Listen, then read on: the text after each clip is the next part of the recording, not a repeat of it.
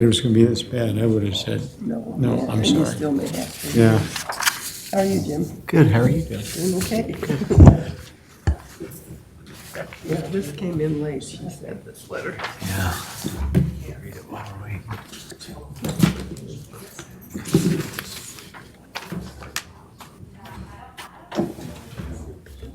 That was not my. I'm gonna. Yes. It's Merrill's.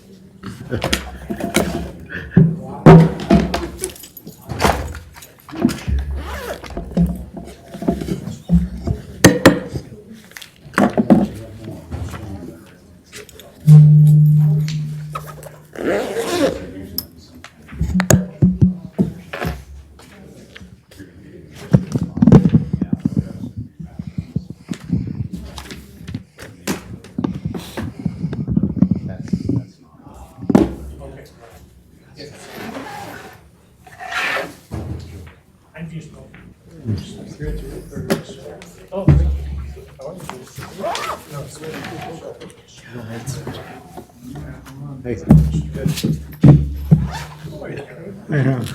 How you doing? Wait a minute, you're gonna get yelled at like I did. I tried to John that one time. Maybe they'll fire me. Well, I'm at the end of my 6 years. November. Oh, really? 6 years. Yeah. Yeah, I know, it's like, when I think about it, we moved here 8 years ago. Hey.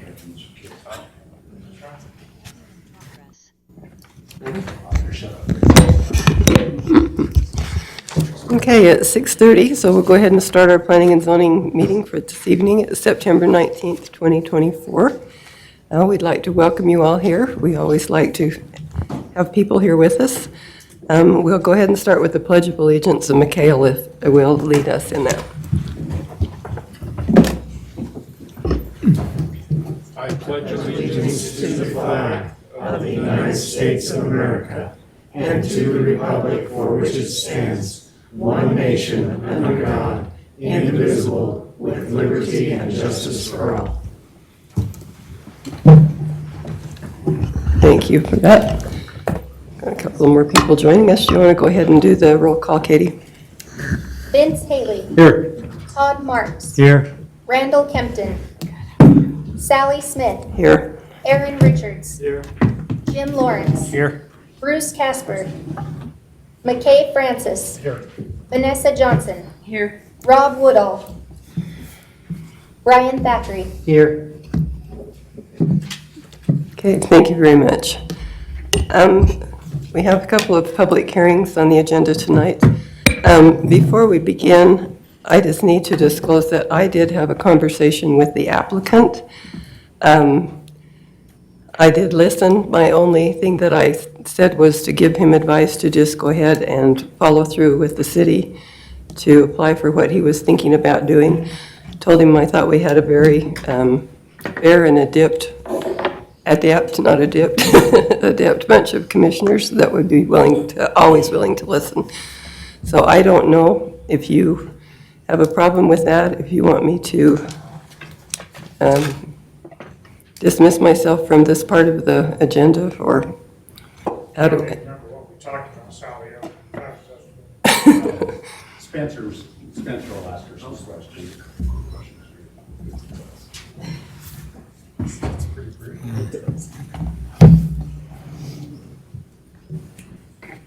And so was that the totality of the conversation? Yes, basically, I just told him what the process was to, Okay, did you discuss the project in detail? not in detail, and I did not at all. I offered no opinion. Okay, and you're not involved financially at all or could benefit financially from this project? Absolutely not. Okay, and do you feel like you have a conflict of interest in staying? I on this really island? don't feel that I do. Okay, that's the only questions I have. Okay. And again, I think and I appreciate your disclosure, and based on those questions and the nature of that conversation, I think you're fine to stay on that. Okay, all right, thank you very much. Okay, so our first public hearing is a comprehensive plan map change from commercial to intermediate residential. The property is located at approximately 312 and 316 Grand Loop. The application to change the comprehensive, oh, we didn't do the minutes, did we?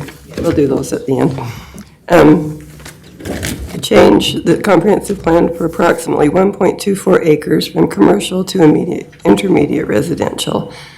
John, do you want to go ahead and present?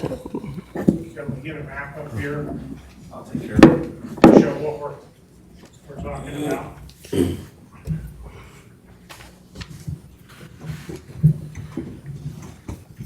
We just need to remember to do the minutes after.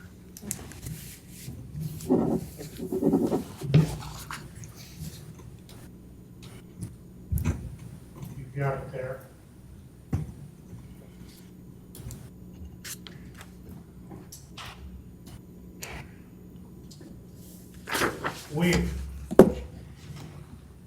My brother and I developed. Will you tell us your first Oh, name, yes. your name and address? Address, please. 4813 South, 3300 West. My brother and I developed Trejo Park a number of years, 20 years ago, 19 years ago, something like that.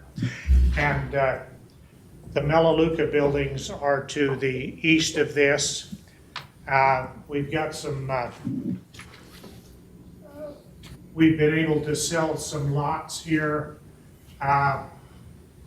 There's a dental office here, there's a doctor's office and engineering office here. There's a nurse's station there. We've been able to get that. We sold some buildings up higher. There's one, and there's one. We haven't had a lot of success. The way it was zoned, there hasn't been much demand. And like I say, we've had this for a long time. And our idea was to take these two lots here and make some 55 and older townhouses. Upscale townhouse for people that are sunbirds, want to be here in the summertime, or snowbirds. We want to have it so somebody else takes care of the lawns, somebody else plows the snow. You know, this is, and we want to build it so that everything, you can live on the main floor. I'm turning 77 next month and I don't like stairs anymore. And so that is the plan we've got. Right behind this property, there to the bottom, all of those are townhouse, condominiums, you know, apartments, whatever, townhouses, whatever you want to call them. We're applied for medium density, not because we needed medium density. We needed medium density because we needed to be closer to the property lines. We're not looking to put a lot of units in. We're looking to put a few units in, but we like this because from a senior standpoint, 55 sounds like a real junior to me, but you've got Grand Loop that you can walk around where there's no traffic. The sidewalks, you know, it's not a busy area at all. And 55 and older, we wanted to make them ADA compliant so that the home we're in right now, if I had a stroke, we're in real trouble because we got a lot of stairs. And we want to make this so that this is very livable for seniors and, you know, people a little longer in the tooth. We ought to put in good two-car garages where you're not banging the doors and they're bigger. I know I can't go into any more detail than that, but that's the purpose of what we're thinking. Because we got apartments right below us and it's going to be very low density. And it's walking distance to a doctor, it's walking distance to a dentist, it's walking distance to a number of those things that are over there in this unit. It's very appealing to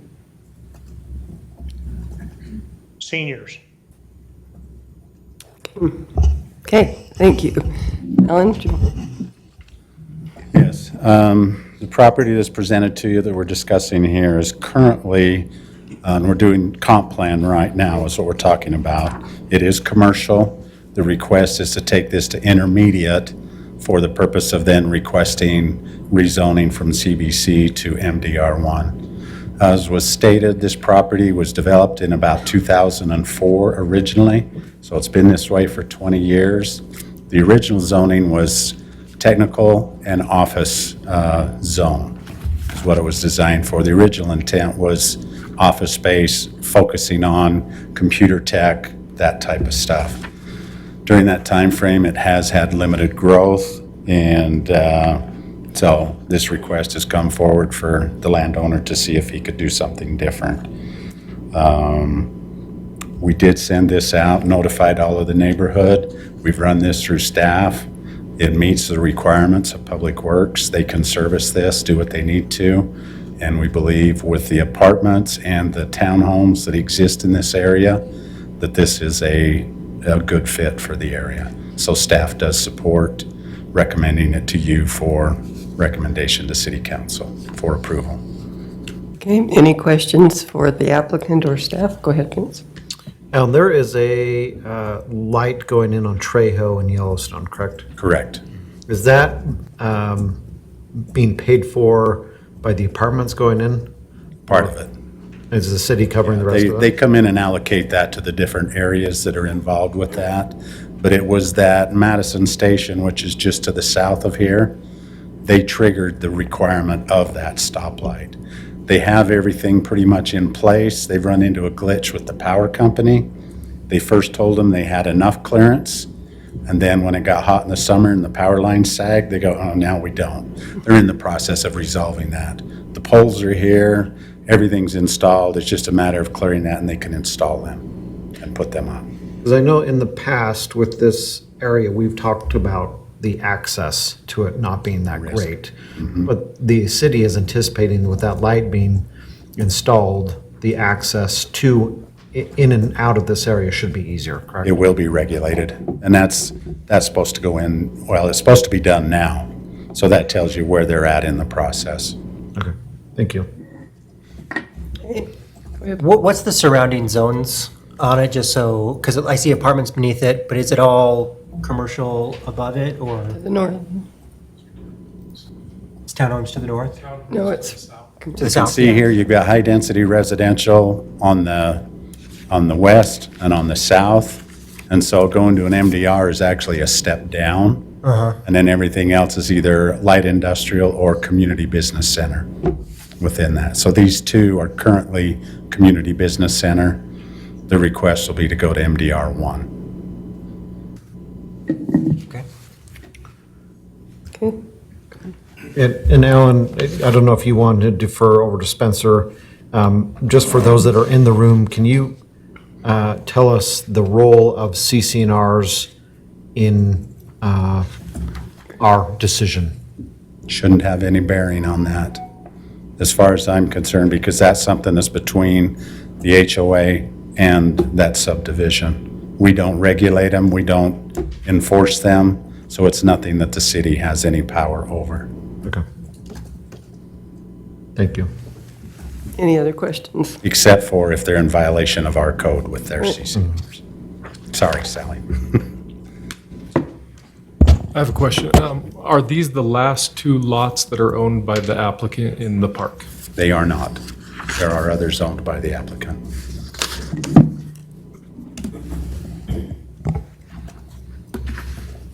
Okay, any other questions before we open the public hearing?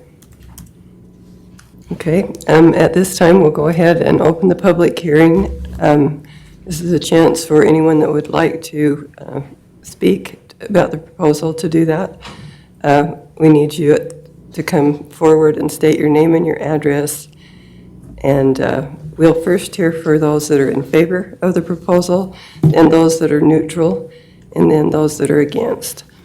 So we'll go ahead and open our public hearing, and anyone who would like to come forward and speak in favor of the proposal, we can do that now. There are some people that signed the other sheet or the other one there that are not here. That aren't on here, okay, all right. Okay, anyone who would like to test or speak against the proposal? Or, excuse me, for, I'm doing it backwards tonight, he handed me a, okay. Anyone who is neutral to the proposal? Okay, anyone who is against the proposal? Okay, go ahead, one at a time, come on up. And state your name and address, please. William Tanner, business address 412 Grand Loop. We occupy, our company, Searle Hart, occupies one of the lots right next to one of these. It's the, what would that be, the lower, that one right there, used to be the bank. DJW Properties is the owner. I'm a member of that entity. I feel that it's, okay. I feel that we purchased this with the intent and with the understanding that we had, I know you don't govern the CCRs or anything of that nature, but we were relying on that when we purchased the property, that we would be ensured that it would stay a business park. It was actually named Trejo Business Park. We would like to see it stay as commercial. I do question the marketability and what the efforts have been to market that. When we first moved in, it's been 4 or 5 years ago, that was when zoning was changed from technical to commercial. I'm not aware of any marketing efforts since that point to sell or market these lots. Did have a conversation with Mr. Terry Bagley before he passed away. We showed some interest in the lot just north of us. He indicated that it wasn't for sale, that they had taken it off the market. So I do question whether a true marketing effort was pursued, especially after it was rezoned to commercial. I know that they might have had some trouble under the technical computer zoning, but I don't know how much they really tried to market that. There is some difficulties that I would anticipate if you're trying to accommodate both housing and a business park. There's different needs there. We do have a fair amount of traffic and parking that goes on currently. Mostly, we have a lot of parking with cars from the townhomes just south of the park, that park along the road. There is a lot of foot traffic. We don't mind that. It doesn't seem to impede our commercial purposes, but the parking is and can be somewhat of a problem. We've had to ask some of those people in those apartments not to park in our parking. We've had to put up signs to, threaten towing, those type of things. And as far as in and out of the park itself, there is a bottleneck there. With the new properties, how this thing works, that have gone in here, there is an access right there, and it makes it at times fairly difficult to get in and out of our park already. And I know the one section to the north of us, or to the east, sorry, they have other entrances, ingress, egresses, but they also share here, and that has become, again, an additional issue. Don't want to take up any more time with that. That is my opposition. I don't think it's consistent with the purpose of the park to begin with. I'd like to see it stay commercial, and I'd like to see a better effort of marketing to try to get more businesses in there that would be more complementary to what we have. Thank you. Okay, thank you. And also you submitted, the three of you submitted written Yes. Okay, so we do have that too. And Chairperson, can I just ask for confirmation? So, Bill, right? Yes. And you are part of this letter that was written in from DJW Properties. The other two properties that are mentioned on this letter, Sam Cook from Strong Timber LLC and Aaron Markham of Regal Hill Properties, are they also in the business park? Yes. Okay, Sam's here, I'm Okay, sure. thank you. okay. Okay, anyone else that would like to speak against the proposal?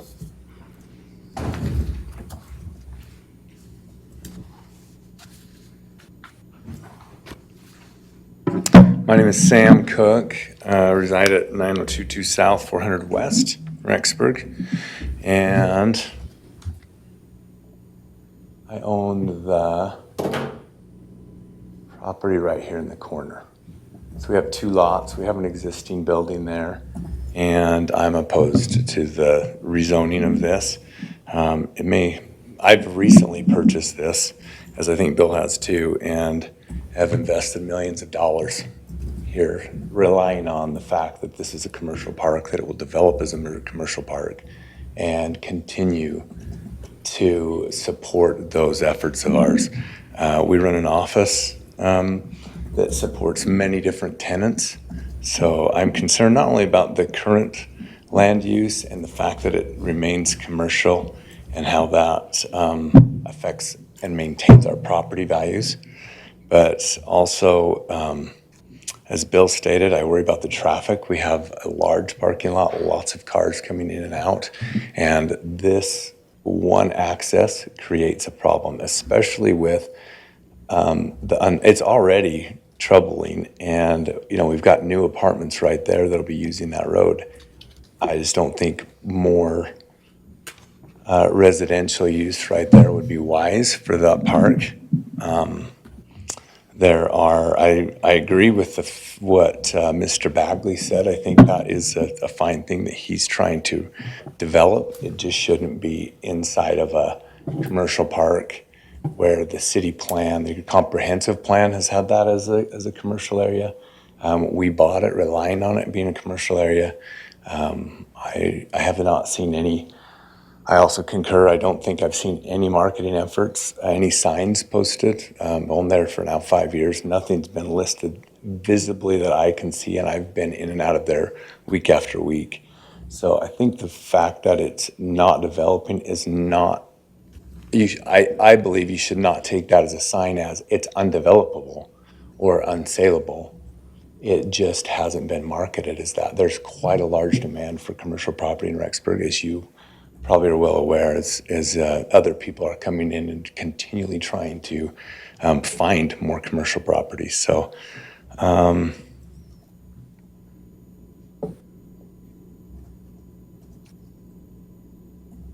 that's, in conclusion, that's why I'm opposed. Okay, thank you. Good. Any questions? Any questions? And again, we do have this written testimony. It's quite extensive.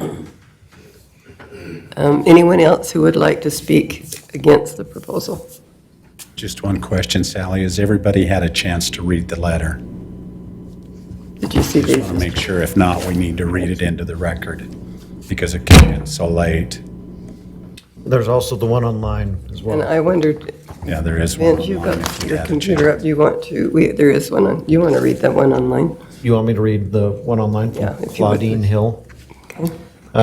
So Claudine wrote in with 5 questions as her letter. Well, and again, I wondered about answering those questions. Can we do that? Okay, just, 1, why is this property changing from Trejo Professional Park Division? 2, what does intermediate residential mean? Is this going to be more student apartments? 3, when I bought my townhome on Trejo 8 years ago, I understood that a public park would go behind the townhomes on Grand Loop. Apparently that plan has changed. Number 4, has the city thought about building one-level units for retirees who are downsizing and getting rid of stairs? There is a demand for those, but all we see going up are 3-level apartment buildings for students. 5, what will the intermediate residences look like? Hopefully not like Madison Station apartments that were built on Trejo by the railroad tracks. They look like high-rise barns. I have heard rumor that if Madison Square doesn't fill up with students, they will be open to low-income families. If this is true, why do we need more housing? More importantly, Madison Square will more than likely affect my home value if low-income residences are allowed. Is there basis for this rumor or not? Claudine Hill, owner of 654 Trejo. Okay, thank you. Okay, anyone else who would like to speak against the proposal? Okay, seeing none, the applicant gets rebuttal at this time if there's anything that you want to talk about.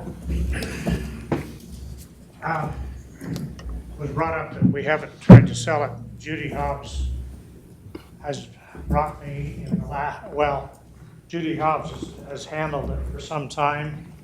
There was 2 lots sold. Pointer there.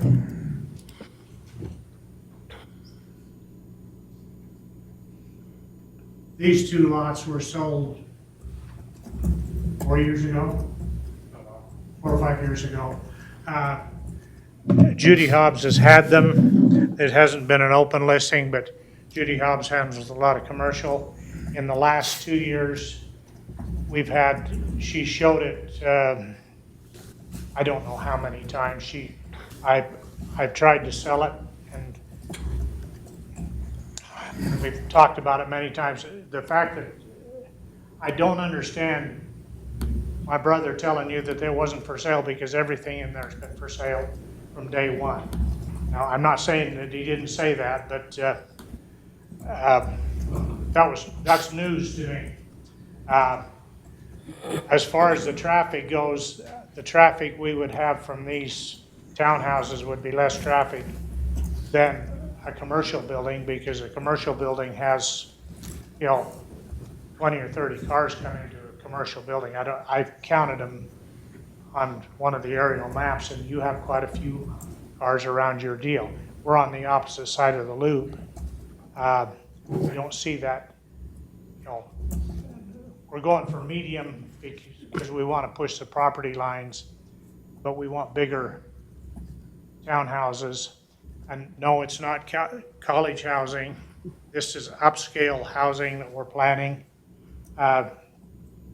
for people who live here part of the time.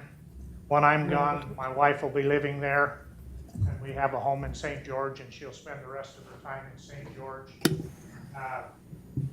So this isn't anything to do with starter housing, and I agree with the lady that texted in that some of those deals down there look like barns.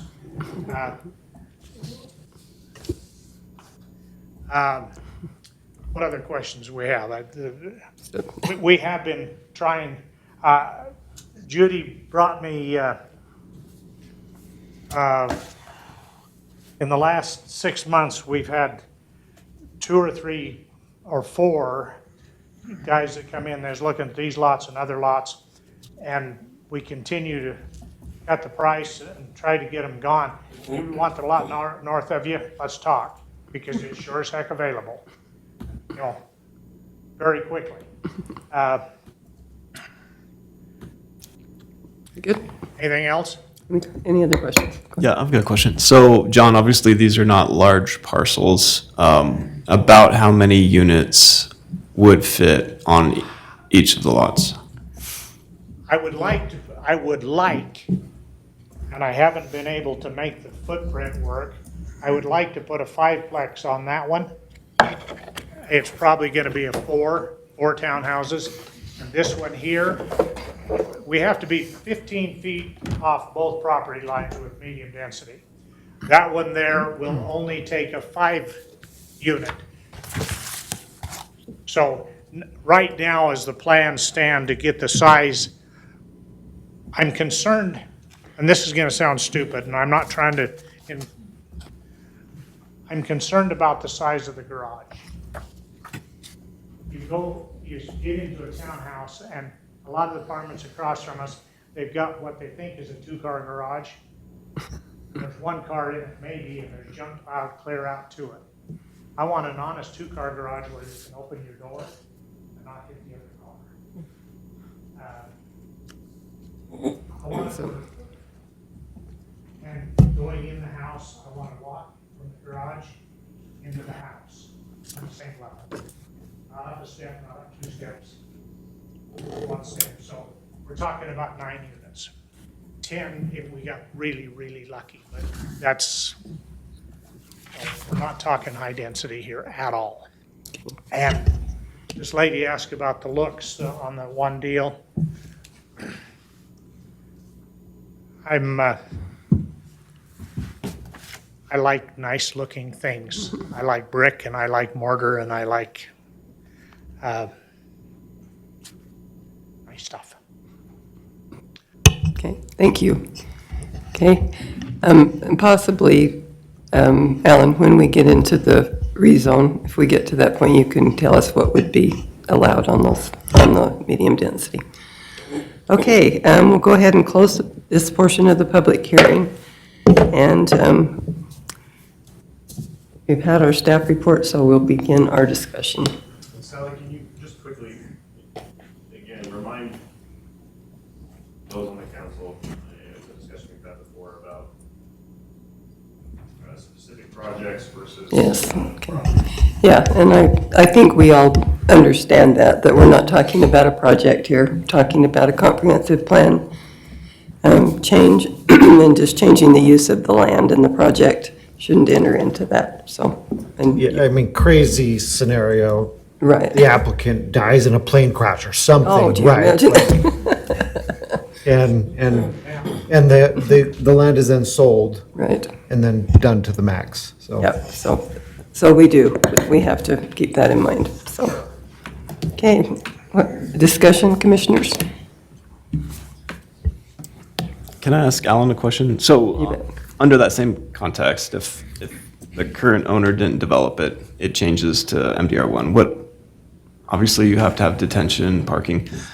What is probably the max? Are we talking 6, 7 unit? And the hard part here is you're not approving a zone, you're Yeah, just we- doing the The change. comp I know, plan. this leads up to. So if you look at intermediate, you're looking at LDR 3 to MDR 2. Oh, because it's a band. Yeah, so there's a Right. band in there, so you're looking at anywhere from 10 to 20. that it The could be subsequent in. ask is for MDR1. Correct. Yeah. And the challenge you have, it's like any project, when you look at them, the limiting factor is going to be parking. It kills you every single time. So you try to put a large complex on here with the setbacks, it's not going to happen. Right, No matter which one of those 3 you choose, Right. just because, unless you go underground parking. And that's going to be even difficult. And Is there only the one egress? there's only one access out of that, yes. Is there a you fire get marshal back to consideration for? Fire marshal has reviewed this, and it does not meet anything that would restrict or require another outlet. Alan, will you please put up the comprehensive plan Sure. as it affects this area?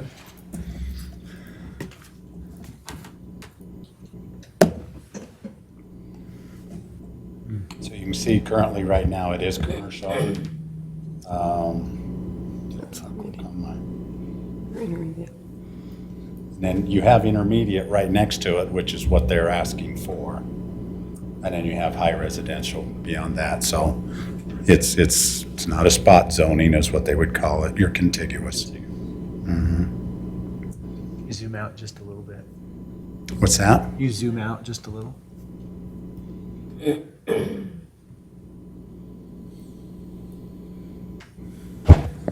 And that says, so on the comprehensive plan, that says intermediate density, residential density, but when you were on the actual, it was showing high density Because for when all we, of those townhomes. when we came in and redid our comprehensive map, we looked at this, leaving it the way it was, or what we wanted to see here. That one had already been zoned HDR1. So that's why we were leaning this direction on all of this. Because they very much underbuilt for the zoning that they They had. did, very much. So if they ever to tear it down and upsize it, then they could go to a larger density on those properties. And where was that at? The Trejo Apartments that's right to the south of this All those project. townhomes along Trail. Yeah.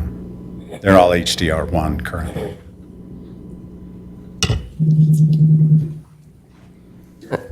I mean, it really is surrounded by residential. There's a church to the west, there's the townhomes. I wouldn't say it's surrounded. Well, practically surrounded. It's bordered on one side. Well, on a couple of sides. Residential on 3 sides. Has the entire commission been able to read this letter? Everyone read it. You know, and my thoughts are, yes, we have the commercial on the backside, on the south side. On the north. We also have commercial on the, or we have residential on the south side, I should say. But we also have straight up commercial on the north side, right? Like it, and unfortunately, this isn't a situation where you clearly see the buffering. This is, you know, in my mind, this is a business park. When I drive back there, it feels like a business park. Where sometimes we can do that buffer between commercial and residential and ease into that, and it makes sense. I'm looking for the commission to sway me on this one. I don't know on this one. And the townhomes there back onto that, right? It's not the front is on Trejo, Right. right? There are, if you zoom in there, Alan, close enough, you guys can see, those apartments have rear entrances, and the access is from that backside. That's where their parking garages are, is on the Oh, they backside. pull in from the back, yeah. So I'll just kind of give a example from another market where I've seen kind of a similar situation. So in the Dallas market, as the community's built out, every single hard corner was carved out for future retail. Every single, all 4 sides. So you ended up with an overabundance of retail or commercial retail zoned land. So it sat for 2-3 decades. And then finally the market caught up to where townhouse zoning could afford that land. And so those areas all ended up getting rezoned and townhomes went in. So I can understand where the applicant's coming from in the sense that, hey, we tried this, it's been 2 decades, whether or not, the market's gonna turn, that's not up to us. But I kind of look at this as almost like a mixed use concept, which is very current and very common, where you're mixing office and living, and next best thing would be to have an eatery in there, right? So you have a true mixed use environment. At the risk of offending my CPA here, because I totally understand the intent of the investment and why you're going into a place, but because the townhomes are working with the existing use, I can empathize with continuing that experiment. And so, those are some of my thoughts. Okay. Yeah, I was just going to add, we talk so often about a step down, right? You don't want to put single-family homes right next to like a crazy commercial park or light industrial or those types of things. This is really complicated where it is sandwiched between, high density it's not built out high density, but if we're looking at land purposes in the area and how they could change over the long term, it seems like if you're going from the HD to medium density, and then even the next step after that could be a commercial business park like this that actually doesn't feel so intrusive. I agree with Aaron on some of these things where we're finding that we're getting lumps in different areas of these non-egregious build-outs, and so it doesn't feel that off, but at the same time, I look from the property management standpoint and and my view, developing and different things like that, and it seems like that'd be a hard sell on the residential side because of the type of park that you've created there. So that would fall on the applicant, not on anyone else. It just seems like it'd be a hard area to get enough traffic to get all the units sold out. I'm of two minds about this because on one hand, I like the idea of the purpose of the housing. The one thing that doesn't fit with me, and I think what these people have brought up, is that if this turns into residential, the rest of the empty lots, what's the chance that they'll also get homogenized into the residential thing? And then what will that do to their property? Will they eventually get pushed out till it all becomes just a residential area rather than a commercial one? So, because it's a loop in the way it is with only one exit, introducing a new zoning into that ecosystem feels like you're throwing two things into a pot and telling them to fight until only one lot survives. That's the only thing that doesn't sit right with me.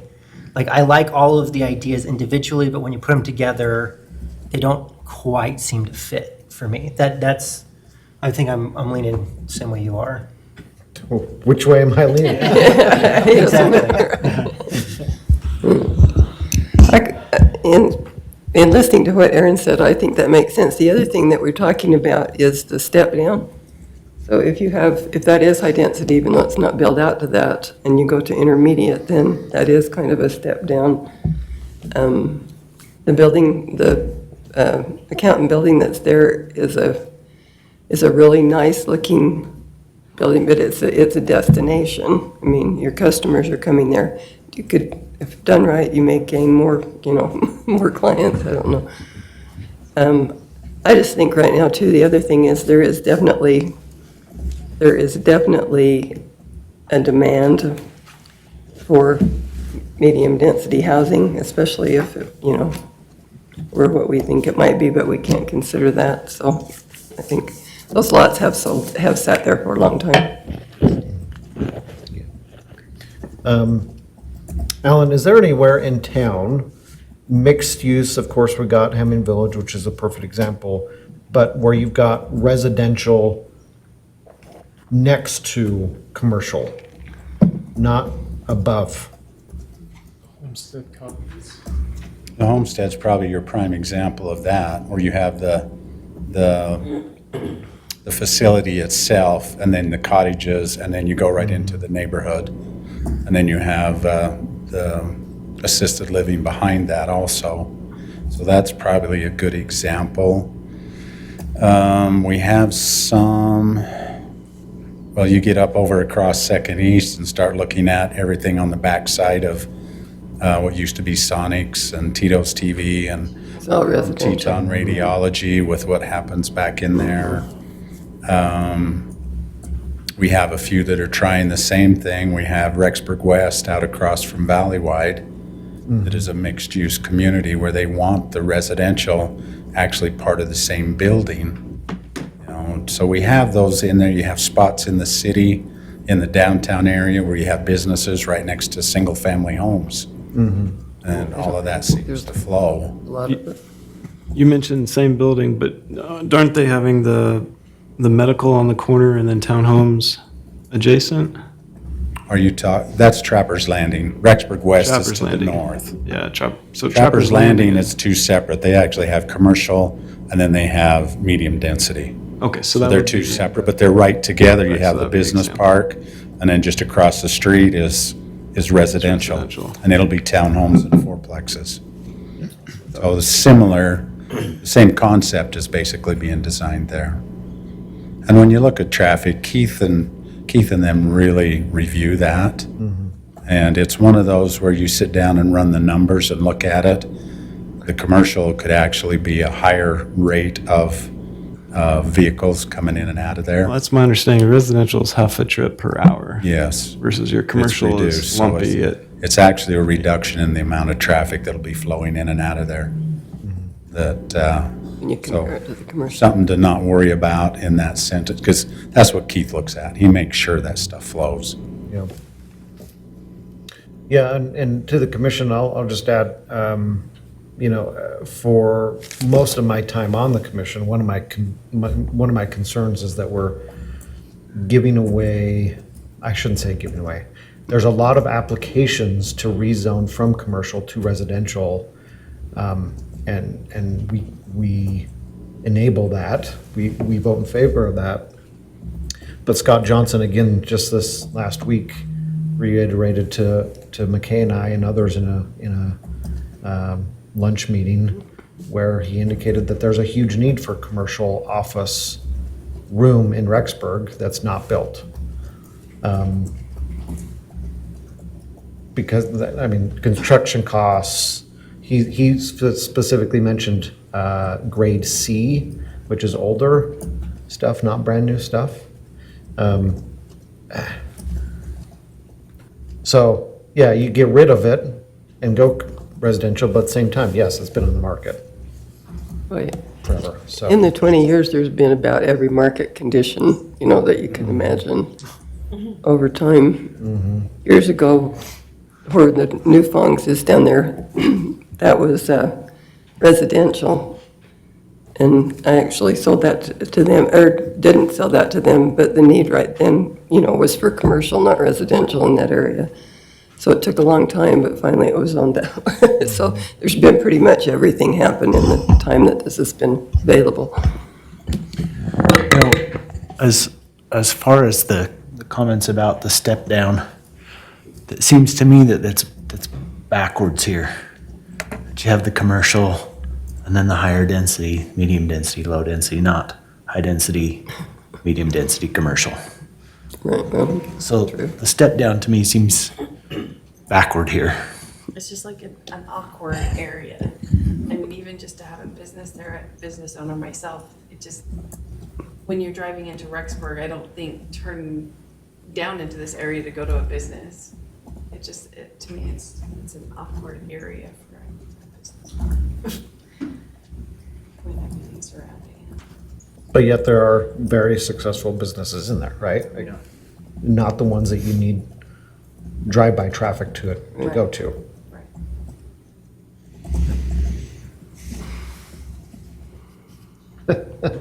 Somebody's gonna have to move forward on it. Yeah, we're going to have it. Are we ready for the question? Aaron? You ready to make a motion? Yeah, well, so here's my thoughts, and for the business owners out there, I'm very comfortable with mixed use, just because it puts ad valorem value on vacant land, and it increases just the activity of the area. So with that mindset, I would like to make a motion that we recommend council to approve the comprehensive plan map change from commercial to intermediate residential. The reasoning with it is to help spur development in this area, because the adjacent land uses, the adjacent comp plan uses fit with the request. Is that cohesive? Okay. Do we have a second? I'll go ahead and second it. Okay. Okay, the motion's been made and seconded. Any further discussion? Okay, And again, I'm just wrapping my head around the motion. Comprehensive plan map change from commercial to intermediate residential. yes. Okay. Okay, all in favor? Aye. Any opposed? Aye. Okay, all right. Just McKay? I'm opposed to You're it. opposed to? I'm opposed as well. Oh, okay, maybe, did you get those? You got McKay, Todd, and Brian. 4, 5, okay. Okay, so the motion is passed. Okay, all right. Okay, it will be recommended to city council. Okay, so next, we will go ahead and have a public hearing to rezone from Community Business Center to medium-density residential in this area. Same location, in the CBC and the MDR1. John, do you want to speak again, or? Sally, really quick, can you clarify the vote on that? Okay, I believe 5, okay, raise hands who voted in favor. Okay, and opposed? Just 3. So I guess, Did you get it? did Todd second the motion?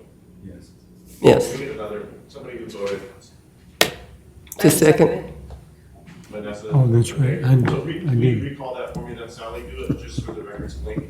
Yeah. Okay. So, or, excuse me, Aaron, will you make your motion again? Sorry. I can remember. Just, you don't have to verbalize the whole thing, just Okay. Two. indicate the same motion you had on the record, you're making it again. Yeah, with the same motion on the record, we recommend, I'd like to make a motion that we recommend to council the comprehensive plan map change from commercial to intermediate residential. And then, is there a second on that? I'll second that. Vanessa will second. And then, Oh, call the vote. all in favor? Aye. Aye. Opposed? Opposed? We good? Yes, thank you. Okay, thank you. All right. John, do you want to present any more on the zone change, or is it basically the same situation? Everything's the same. Okay. All right, Alan? And Alan, if you would tell us what could be Okay. built in the medium. Again, this has been requested to change from the commercial CBC, Community Business Center, to MDR1, which allows upwards of 16 units per acre if they could make that work within there. So that is the maximum capacity they can do. 1.3 acres, so you're looking at about, 22, somewhere around there, 20 to 22 units, if they could make it work, would be allowed. Again, we've reviewed this as staff, we've looked at it, checked to make sure we can supply sewer, water.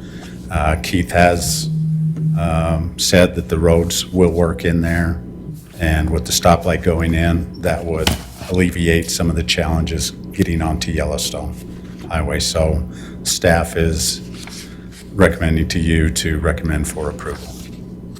What would the parking be associated with? 2 per unit, 2 per unit? yes, 44 spots? On how much land? 1.3 acres. But they are separate lots too, so, It's just 2. right, so Yeah. half acre. And- Yeah, which by the time you pull your frontages out of it and your setbacks and then try to squeeze it in, even makes it more detrimental to try to hit that higher number. Okay, any questions for Alan? Any more questions for the applicant at this point? Okay, all right, we'll go ahead and open the public portion of the hearing. Again, same situation. If you would like to speak about the proposal, come forward, state your name and your address. You'll hear first from those that are in favor of the proposal, then those that are neutral, and then those that are against. So we'll open that portion of the hearing.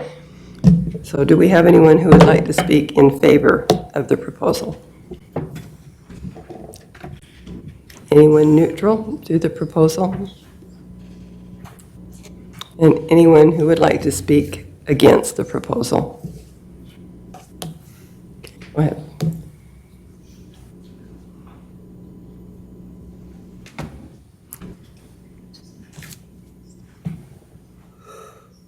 Again, Sam Cook, do you want me to restate my address? Do you have it? Yes. Okay, okay. thank We you. put it to him. I just wanted to point out a couple of things in listening to your discussion. And I don't know if you could zoom out just a little bit on that, please. So these 2 lots right here next to my building are owned by Regal Hill Properties. So that's Aaron Markham. He's going to be building a commercial building on that next year and putting it with tenants in here. I have noticed, I'm not trying to contradict Mr. Bagley, He may well be marketing that heavily, but I have noticed it in the traditional ways of marketing it. There's not a single sign on this lot that says it's for sale. There's not a single sign on this lot that says it's for sale. I've not noticed that for 5 years. So if you were making your decision based on, oh my goodness, this just doesn't develop, I don't think it's because it's commercial. I think there's a high demand for commercial. I think when I bring my tenants in here and I have them, they want to see a commercial park developed out with commercial things around there. I've seen no signs on this lot. For 5 years, I haven't seen this lot ever come up for sale, and I pay attention to such things very closely. I haven't seen this lot for sale. I've tried very hard to buy this lot. I can't get the owner to respond to me. So there is a demand for commercial. Aaron Markham, Regal Hill Properties, owns these two. He's building a building there. So I just want to bring that point of fact to you as you're reviewing this and thinking about what you're doing. Thank you. Thank you.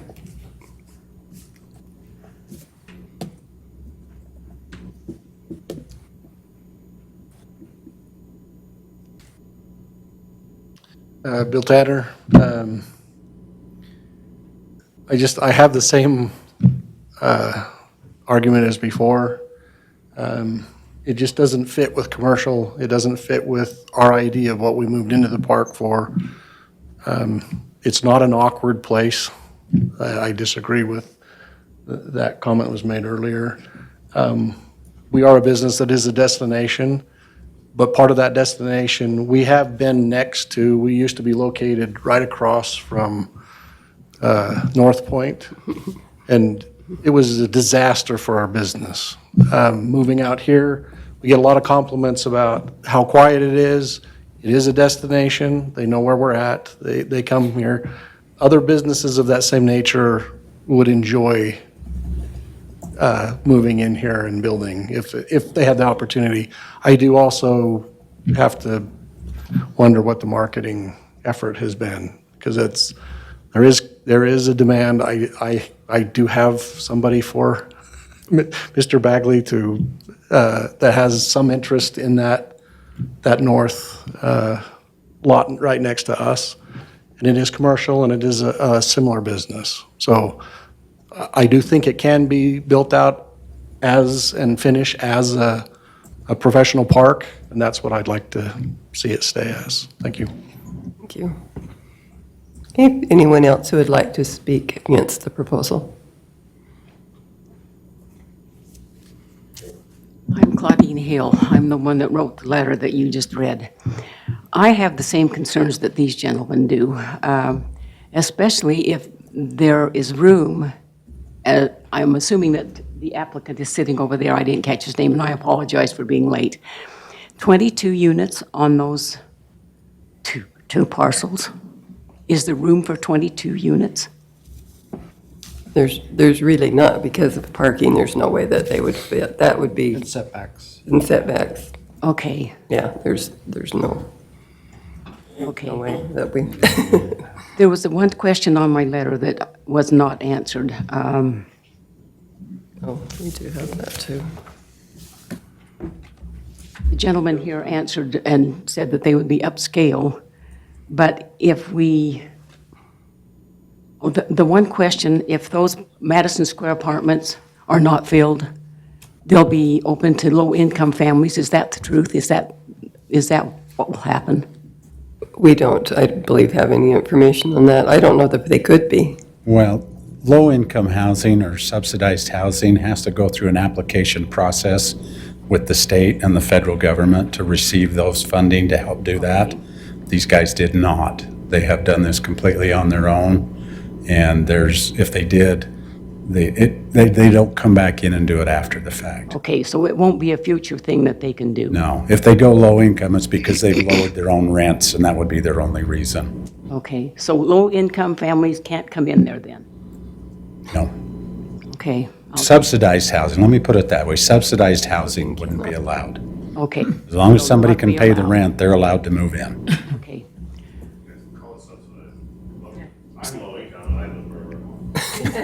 That's what I mean. It's subsidized, there is no subsidized housing in there allowed. Okay. One more question. Is there really a need for more housing in Rexburg? I see apartment buildings going all over the place. I think there's demand for certain kinds of housing. There's a shortage in a lot of price ranges, in a lot of different things. I'll add, our role as a commission is not to decide what the market is and is not. Our role is to determine if an applicant and his application hinders or does not fit into we're a land use commission. That's all we are. We don't bring in all the other factors of the market. That's not up for us to determine. And that's up for the applicant to investigate. Okay. It was my understanding when I bought my townhome that there would be a park go in that square part back there. Has that changed, or was that never going to be? Sally, I've looked at all of the plats that were applied on this, and there was never anything that I was seeing. There was never any park planned for that. It was called a business park. I don't know if that was misinterpreted and presented to you as possibly a park, but it's always been planned for businesses to go in there in the original. The city has never owned any of those parcels. No, these have all been privately owned from day one. Then why is the zoning being changed? They're just asking for a different zoning. Asking for what? I mean, there's not really a why, correct? They're just asking for a change. Anyone has the right to do that. Yeah, You don't know the reason behind that. It hasn't been changed. They're- We're Downgrading. talking about it.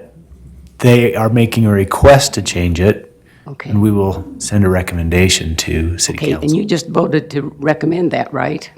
It's two different Yeah, situations. the one that we just did was to change our comprehensive plan. Now we're talking about the zoning.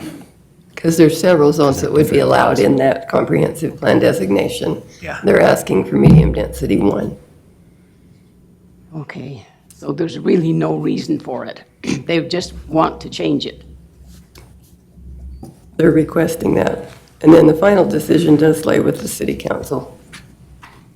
Okay, will there be a hearing with the city council? This will be the only hearing that's held, so your opportunity is to speak now. Okay, thank you.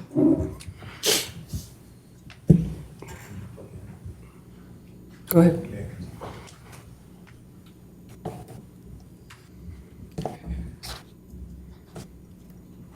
I just want to clarify something that you just said. You said there was no way to build 22 homes right there. So is it true that if I bought that land and with the zoning, and I did a parking garage with 44 parking spots in 2 or 3 layers, and then I put homes on top of that, that you would deny that? Or would I fall within the correct zoning? With that zoning, you wouldn't be able to go that high. Yeah, There's a height requirement. You'd be limited. I think you're How high at can I 35, 40 feet. 40 feet. How many floors? 4. So they would be limited. And then the screening they would require for the parking garage, all of that would have to go in place. What kind of screening requirements are? Landscaping screening. When we get into those things, there are landscaping requirements that helps buffer. Berms or is it just? Usually it's plants? trees and bushes and things like that to soften the look of what's happening, so people driving by aren't just staring at an open parking lot. So if you approve this, we could have a 4-story building there as long as the parking and the screening. You'd have to look again at the code to verify for sure. I can't remember if it's 35 or 40 feet. Medium density residential is 40 feet max building height. Yep. Okay, I just wanted to clarify when you That said is- there's no way that could happen. There could be an impact. Couldn't happen due to the fact that they would struggle to get the parking. Even with 2 floors of parking, it still wouldn't get you the numbers you need. Then again, this is, just to clarify, this is a recommend, this board just recommends. Yep. And so this is the only public hearing that will happen for these rezoning. Or, well, Both of them. these petitions, I guess, what do we call them? Applications. Application, I'm not, in, application, and then they'll review, again, the statements you're making right now, all of those things, and discuss it amongst, Council in members. open meeting at city council, and ultimately, the approval or denial lies with them. And then there's a process in place where if they go against, they can resend it down. Okay. Good. It's government. Thank you. Thank you. Anyone else who would like to speak? Okay, anything else that you would like to say, John? In rebuttal. I appreciate what Alan said about commercial as far as the traffic. I hope that would put you gentlemen at ease somewhat, because this, what we're going for is very low density. You know, like Aaron, you know, we're looking at 9 to 10 units, period.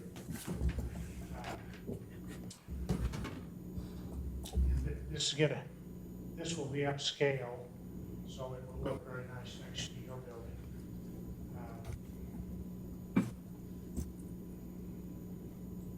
I understand your concerns. You mentioned those other apartments that look like barns. I couldn't agree with you more. This won't be like that. This will be very blended in with the neighborhood.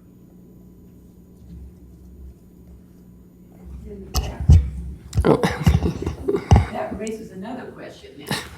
Are you going to build in this? Okay. that comes around the curve there? So, We can do this quickly, but it's not a Yeah. Q&A between two. right, and the other thing is that it's really not, we're not discussing project tonight. You have to understand that. All we're doing is changing the zone, and it doesn't have anything to do I with, can talk to you afterwards. right. I just want to say, John's a nice guy, he'll visit with you. Yeah, okay, thank you, because we have to just stay with what we're doing here. Okay, if there's no one else who would like to speak against, we'll close the public hearing and start our deliberation. I'll add, so I'm coming up on my 6th year of being on the commission.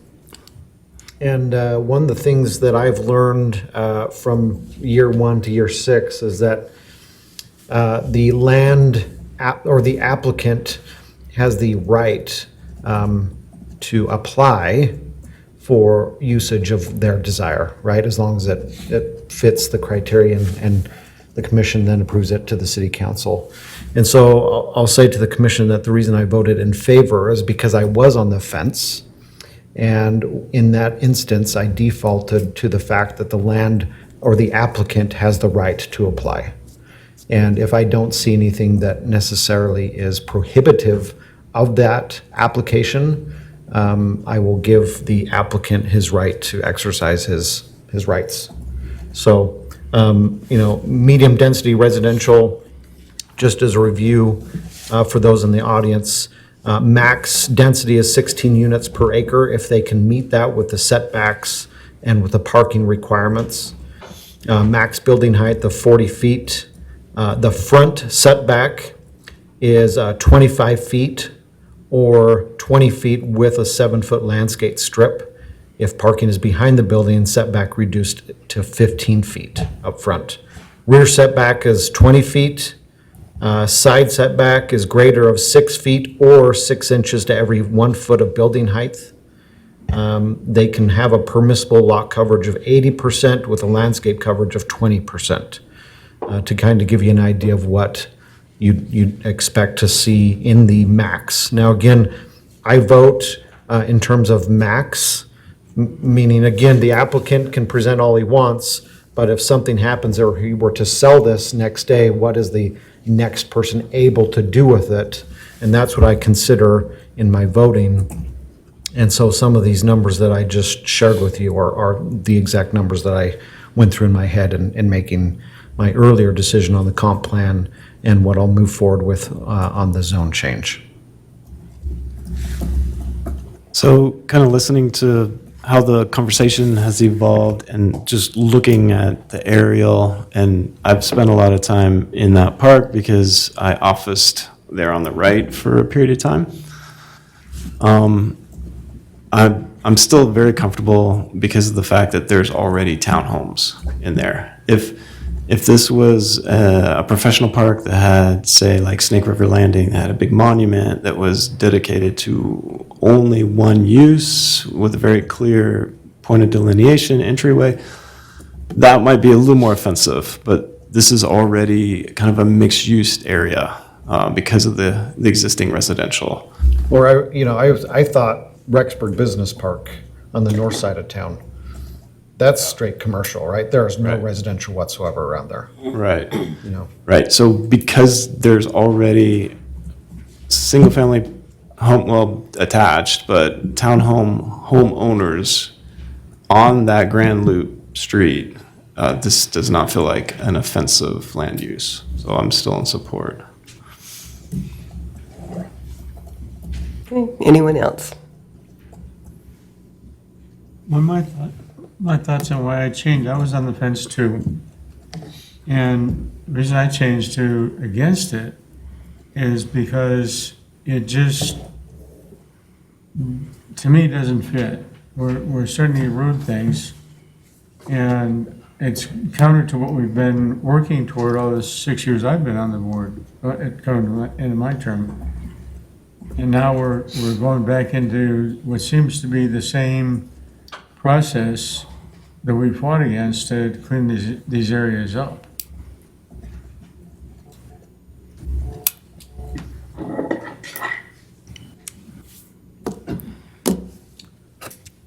Any other discussion?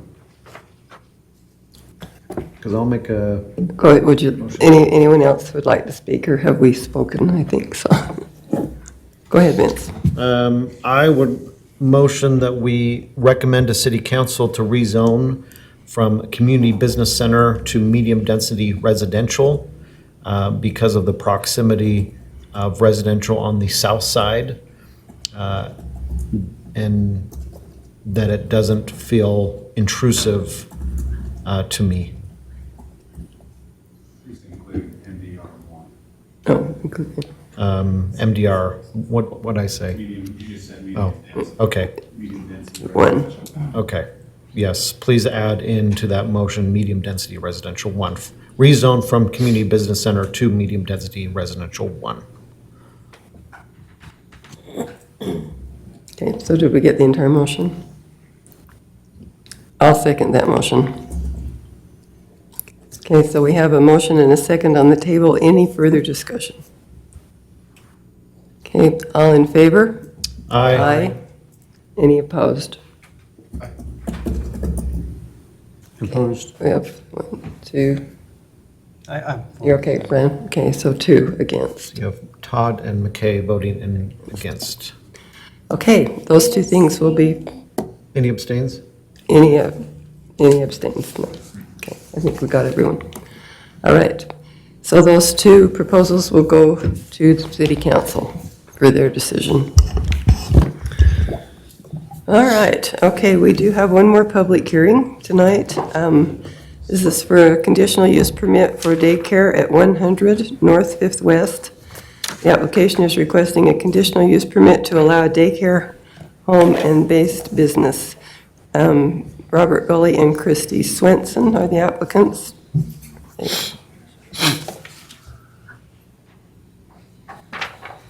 Are they here to present, or?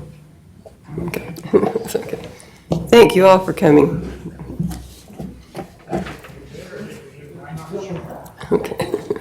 Okay, I'm Christy Swenson, and this is 117 Madison Avenue here in Rexburg.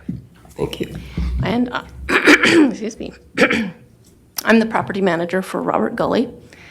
And I'll just give you a little bit of background here. So we have a home on 100 North 5th West that has been rented for a number of years as a residential property. We've had a number of occupants in the home, some of them good, some of them not so good. And about a year ago, the home was back up on the market. I was aware that Brittany was looking for a place for a daycare. At that time, we went ahead and just renewed the lease with the current residential tenant. So when this residential tenant decided to terminate their lease, it was pretty short notice. I reached out and said, hey, are you still looking for a place to rent for your daycare? This is a great location. And she was super excited because she's been looking for over a year for a place with a yard. And as a mother of children who I sent to daycare, that's really important to me. I would like my children to be in a daycare where it's more of a home type setting. I don't want to have my kids going to an industrial park. I am aware that there are other daycares in the community, and they are located in industrial areas where there's a lot of traffic. There's no outside play areas, and that's really not where I want my kids to be spending all day while I'm at work. So Brittany was excited, jumped on board. She moved in. She is not a new business owner. She has been running a daycare for 5 years, as far as I know. She's got a very good track record. She, goes through the state of Idaho, gets all of her certifications, so we were happy to have her. We were kind of surprised when we found out, the city of Rexburg requires an additional conditional use permit. We were unaware of that. So she's been in a little bit of turmoil, to say the least, over the last couple of months, a lot of stress. So Robert and I filled out the application for her for the conditional use permit in order to help her, meet the requirements of the city. She does have all of the requirements from the state of Idaho, fire department. I don't know all of the other certifications that are required, but she does have all of those. Let's see, I'm just trying to think other things that I should bring up. I went through the planning and zoning maps. I looked at, this home is currently located in a low-density residential 2 area. There is currently another low-density residential 2 daycare located just down the road on the corner of 5th West and Main Street. So about a block. It's about a block from where we're currently located, so you've already got one just down the road. Right away, I think there were some concerns with neighbors as far as, how is this going to impact the neighbors? I think there's probably concerns about increased noise, increased traffic. But this location is right down the road from the fairgrounds. It's on the way to the nature park. It's on the way to a lot of public facilities just down the road. There's also Walter's Ready Mix down the road. So there's a lot of traffic on this road already. And I don't believe that the increase in traffic should be any concern because you're looking at a few additional cars dropping off kids throughout the day or picking them up. As a property owner and property manager, I'm actually much happier to have a daycare move in than some of the tenants we've had.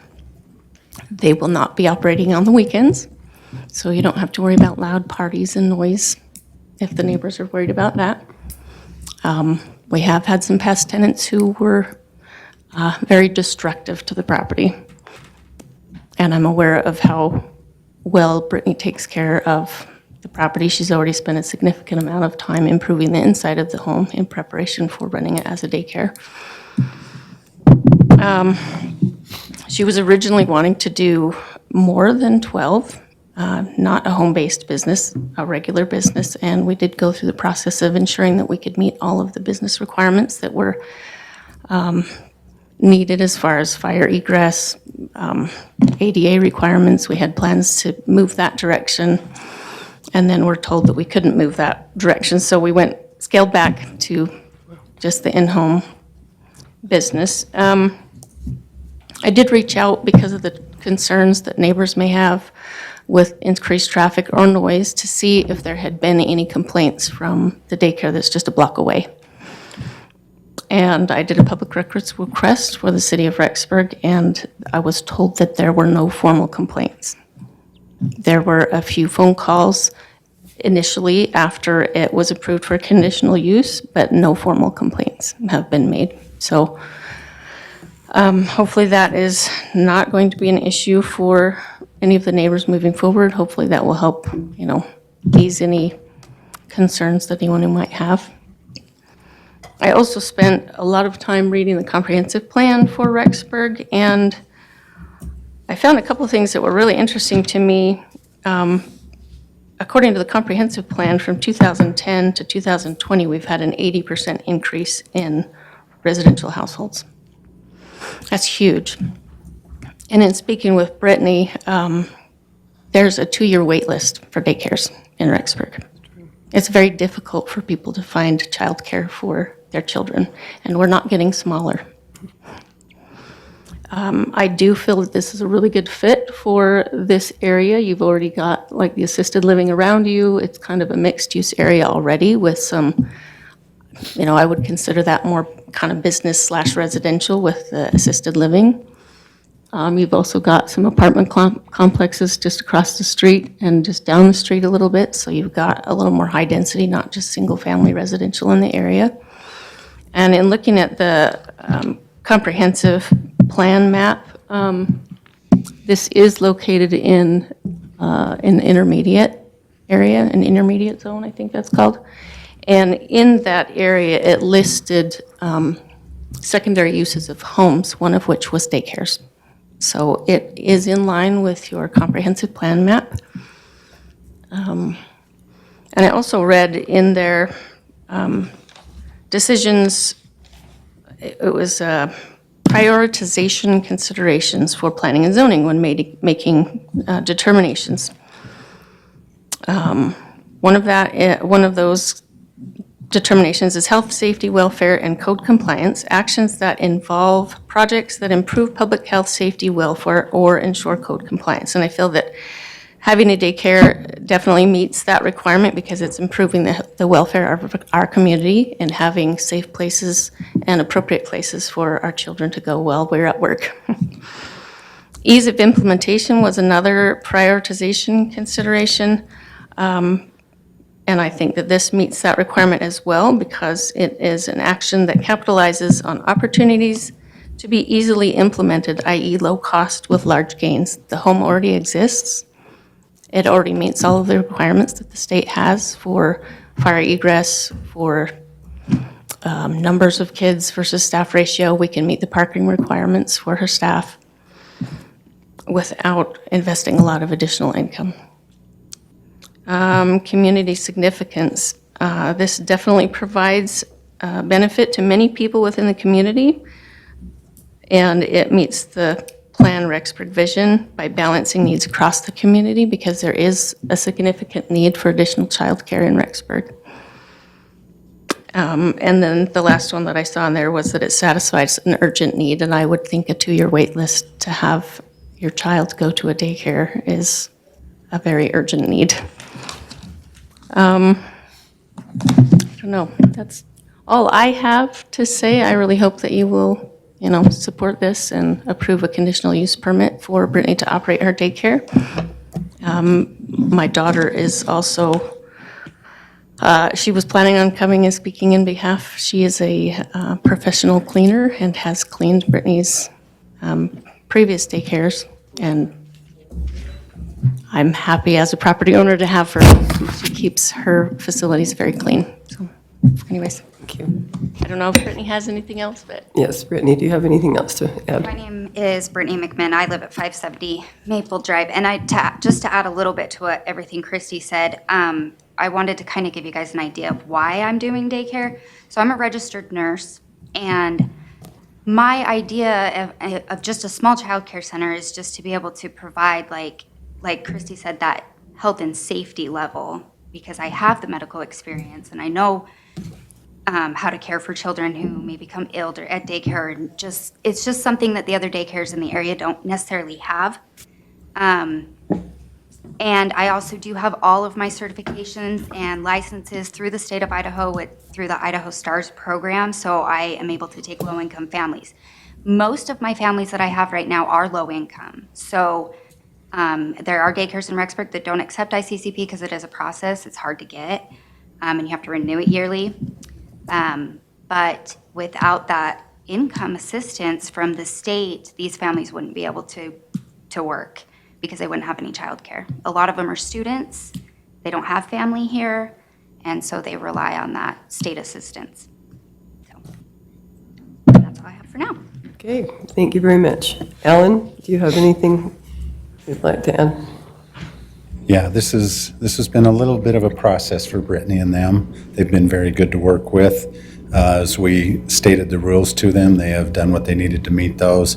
Some of the challenges you run into is because this is low density too, the only way you can run it in there is it has to be a conditional use permit, and they can't exceed the 12 children at one time. So they have told us that's what they're going to stay within, that's what they're licensed to do. They have worked on getting an easy ingress, egress for cars to be able to pull in, drop students off, and then pull down to, I'll show you. They have worked and got permission, written permission, to be able to access onto this street and then come back onto it. So this way it's creating a safer method for people to get in, drop them off, and then get back onto a street. So they've done that.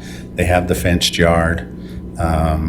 We have had reviewed the parking. They've been able to meet that. Stan has met with them from the fire department, and they've gone over the things they need to do. They will still have to have that inspection when they're ready to open. Building departments also gave them the things they need to do to meet their requirements.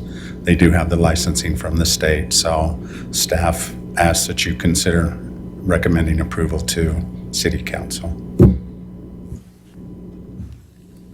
Alan, I know there was some public comment written in asking about the specifics, and can you just review what our role versus city staff role is prior to this meeting happening in this application process? Our main role is we're coming in and looking at parking, we're looking at building safety, we're looking at fire safety, we're looking at, do they have the facilities? Are they going to meet the requirements of our code, which says you can't exceed that 12 for a home business, which is what they're applying for, the CUP. And so we look at all of those factors to make sure they can meet those. And so we bring it back to you and say they've met those standards that we require for them to do that. So they have to fit all the boxes, check all the boxes for it to even come to this point, correct? Correct. They have to show us the plan.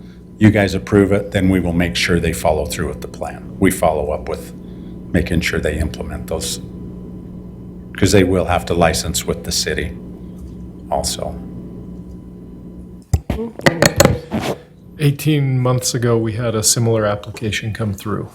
And because the CUP wasn't part of that, this individual had to go to a much higher zoning. I believe it was a medium density zoning on Fifth West, but It was on, Fifth West is popular for Yeah, clear daycare. down the. Fifth West and just south of Seventh South, Yes. if that makes sense, around the corner from the middle school. So that individual had to go through the entire process of rezoning, those types of things. So some of the changes we made this last year is that somebody could come in a similar situation and ask for a CUP that would accomplish the same thing without having to change the long-term zoning on the property.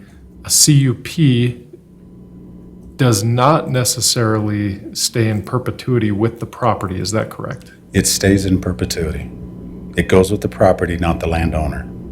So somebody else, if Brittany chooses to move on, somebody else comes in, again, we're going to make them follow those same standards.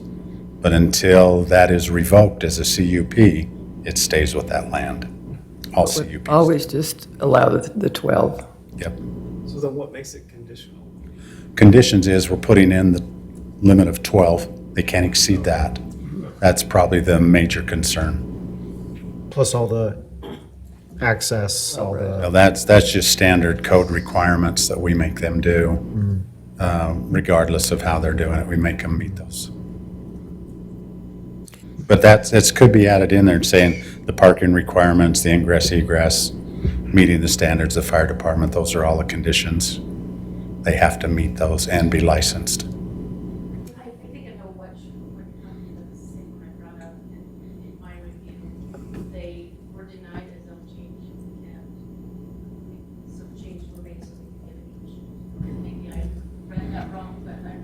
think the one we're talking about is over on the other side of 7 South, and it did pass. Other side of town, but still on. Yeah. Yeah, it was way far away, so, yeah. Yeah. Any other questions? Okay, we'll go ahead and open the public portion of the hearing. Same thing again, if you would like to speak, come forward, give your name and your address. We'll hear from those in favor of the proposal first, then neutral, and then against. So if anyone would like to speak in favor, come forward now.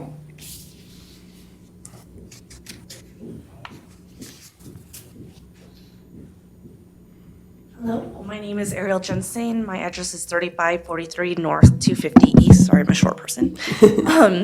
So my husband and I, we are both working. He works in law enforcement and I work in media. I have a college degree, but it has been very, very difficult for us to kind of move forward without someone watching our daughter for us. She is 1 year old. It took us forever to finally find a daycare that we felt was affordable for us, that worked with our hours that we were working with, and were flexible with our payments. And that was very important for us because we do not qualify for CPC, but we still don't make enough to actually be able to support a whole family. So I do just want to say I am in favor for this location. I love that it's close to the highway so I can easily get to work. It's in the middle of town so that the rest of my family, if they need to go pick up our daughter, it's a great location. We checked out other daycares and it was in kind of residential areas, and it was hard for my daughter, who is 1 year old, to kind of join into these groups where they had a lot of kids, and they would stuff 2 year olds to 1 year olds groups into a room with no windows. And that was really hard for me as a mother. I wanted her to have a more of a homebody feel. She's 1 year old. How can I take her from home every day to a stuffy room with other kids and not get to see the outdoors? So I love the fact that this is more of a home environment. She kind of feels that she is more with family than, I guess, I don't want to say a confined prison. That's not really fair to say to other daycares, but more of a casual environment. So I am in favor for this, and I would like to end my statement there. Thank you very much. Anyone else who would like to speak in favor? My name is Abigail Luna, 310 West 3rd South, number 5, Sugar City, Idaho. I am the director of the daycare.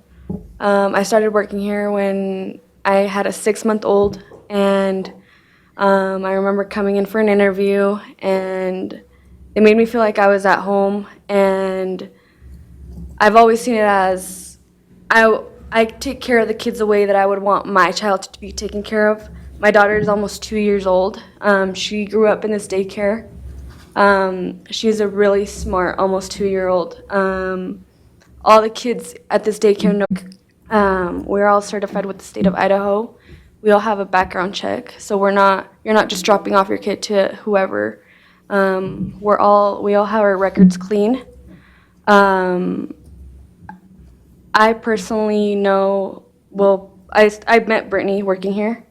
And I was just a regular employee, like I was in the toddler room, and I just started working the way I would want my child to be taken care of. We change diapers every hour. If they're dry, we log it.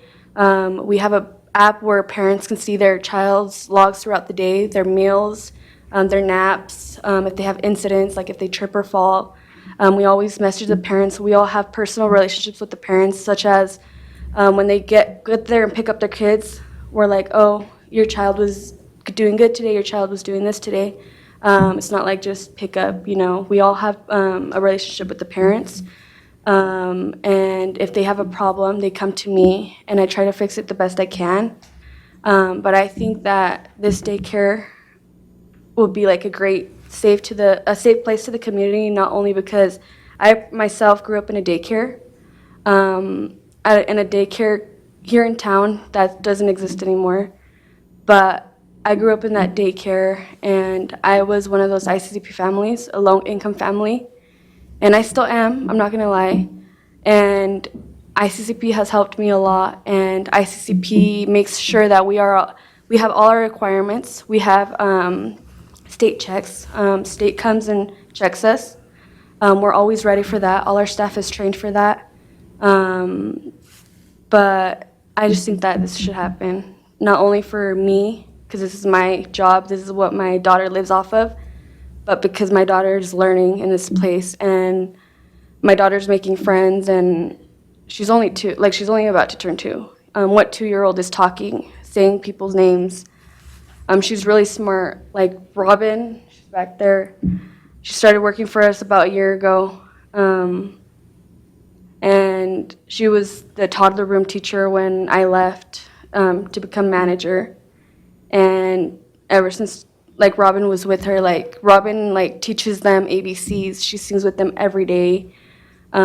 She makes sure that they learn. Doesn't matter how old they are. They could be 1, 10 months old, 2 years old. Doesn't matter. But all these kids are learning. And they don't have to be in school. They don't have to be 5 to be learning. All these kids are learning. And that's just something that is important to me as a parent. And I just hope that this gets passed, because not only for my future, but for my child's future. Thank you. Thank you very much. Anyone else who would like to speak in favor? Okay, anyone neutral to the proposal? And anyone who would like to speak against this proposal? Okay. Anything more that you would like to say as the applicant? I do think Brittany had a number of people that submitted written statements in favor also. I don't know. Those, pardon? There was one, I think. Oh, there was only one. Okay. One? Okay, that's it. Is that the email? That was in favor of? No, it's No, there was questions. Yeah. Just questions. Oh, just the questions? Yep, and it was a lot of the checkbox requirement. As I looked To at get that, the I think we covered all those. Okay, okay. Yeah. I can't find it now.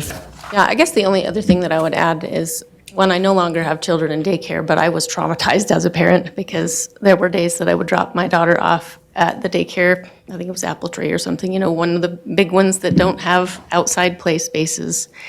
And it's traumatizing to drop your children off at daycare when they're crying and screaming, and it's traumatizing to the child and the mom. I would sometimes go to work and break down and sob, and I'd have to call. So the fact that they can be dropped off in a more home-type environment that's not this big industrial complex, I think it's less traumatizing for the children. It's less traumatizing for the parents. And so I am in favor of having more in-home daycares, and I am actually in favor of increasing that number if the home can handle it, but that's something that you can maybe consider in the future. Thank you. Okay, thank you very much. Okay, we'll go ahead and close the public hearing and begin our deliberation. Anyone have any comments? I mean, if you look at the zoning, can you turn the zoning on real quick? You got the fairgrounds to the north, you got some high density in the area, you got some medium density in the area. So you got a mix of everything. Even across the street is the homestead cottages. Fifth West is not necessarily a quiet, slow street. So I'm totally in favor. I have no questions, no hesitations in this. I think that's, there's really a lot of good to allowing these in residential zones. And this, I think the smaller group is really an advantage for families to leave their children there. I think this is a good fit there, personally.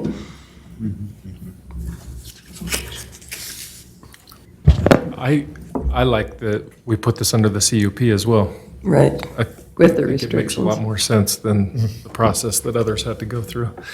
I was also thinking a lot of time, I don't know if this is the case with this particular daycare, but if they have children getting older going to the elementary schools, we're very close to an elementary school within walking distance, and being able to leave the elementary school and walk back and those types of things. So as Rexburg's growing, it would make sense that the demand of working parents and needing a place to